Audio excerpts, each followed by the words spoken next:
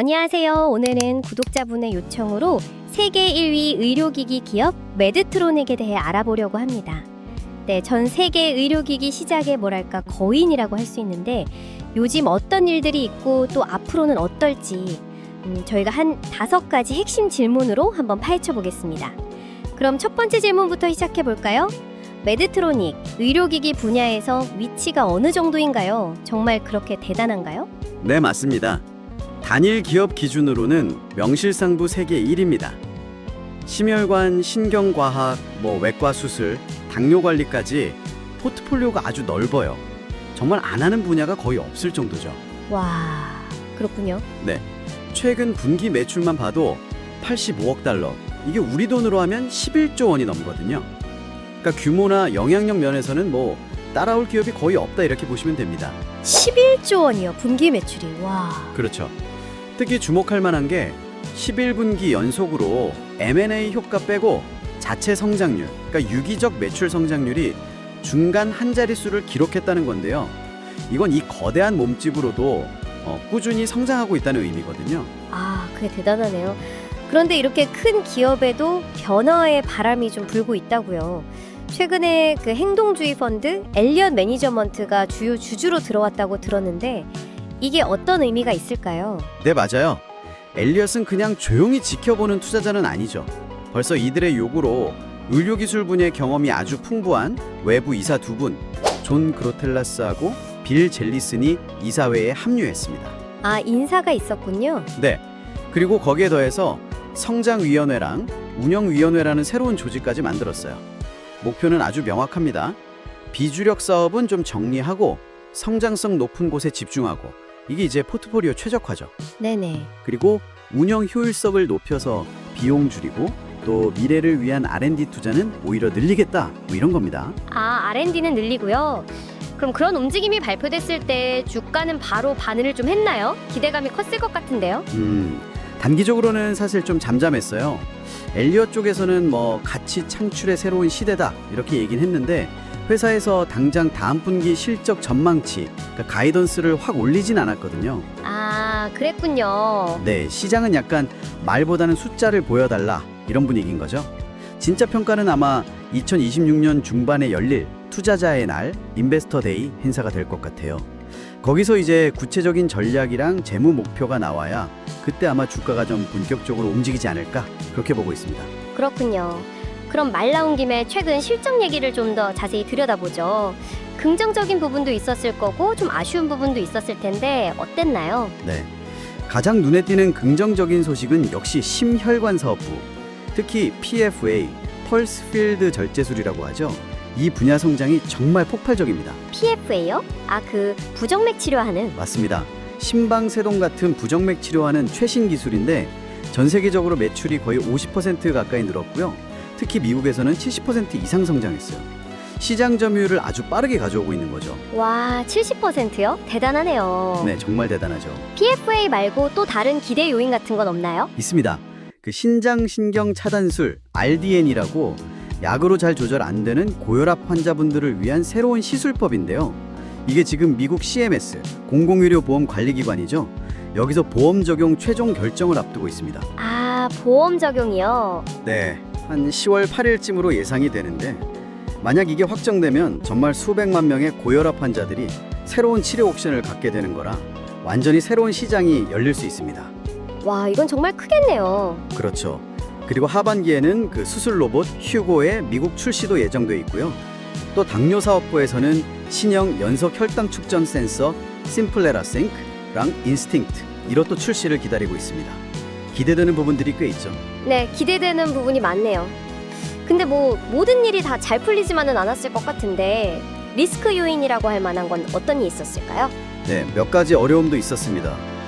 일단 중국 정부가 시행하는 그 VBP, 의약품 집중구매 정책 때문에 신경혈관 제품 매출이 단기적으로 타격을 좀 받았어요. 아, 중국 VBP? 네. 그리고 PFA 사업 같은 경우에 이게 초기에는 시술 장비 판매 비중이 높거든요. 그래서 이제 소모품 판매 비중이 올라오기 전까지는 이익률, 마진이 좀 낮아질 수 있다는 점이 있고요. 당뇨 사업부 신형 센서도 이제 막 생산 시작하는 단계라 초기 비용 부담이 좀 있습니다. 그렇군요. 네. 그리고 미국 당뇨 사업 같은 경우는 신제품 출시를 기다리는 대기 수요 때문에 일시적으로 매출 성장이 좀 주춤하기도 했고요. 아, 신제품 기다리느라. 네.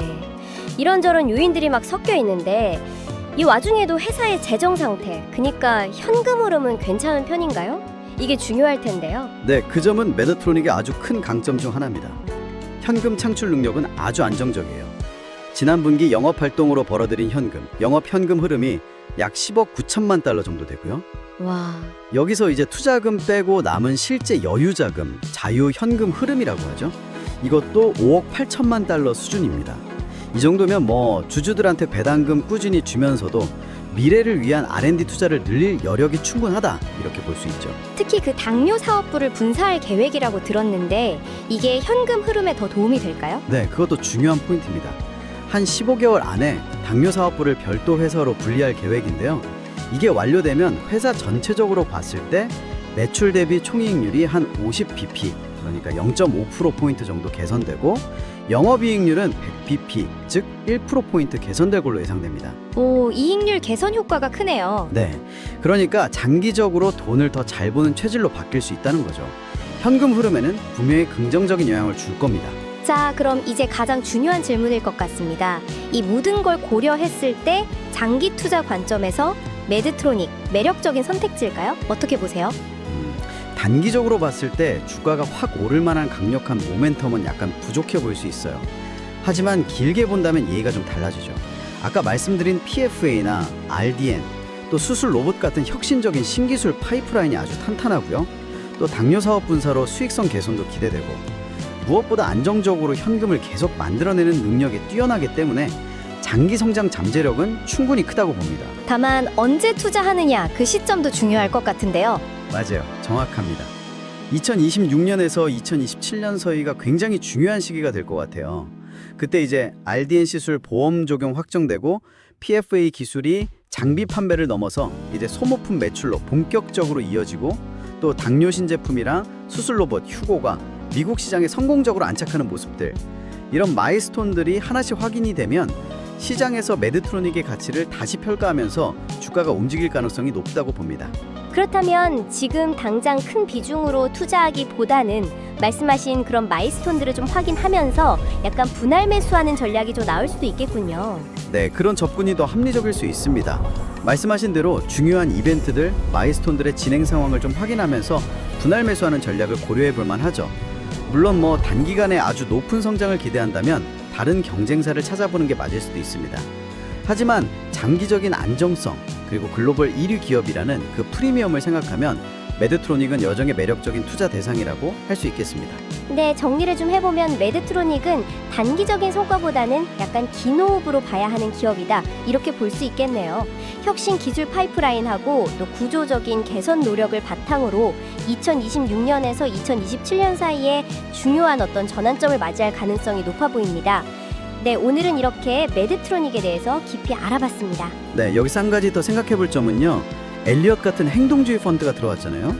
이 개입이 단순히 단기적인 효율성 개선 압박에 그칠지, 아니면 정말 장기적인 혁신을 위한 투자와 어떻게 균형을 맞춰 나갈지, 이 부분이 중요할 것 같아요. 아, 그 균형점이요.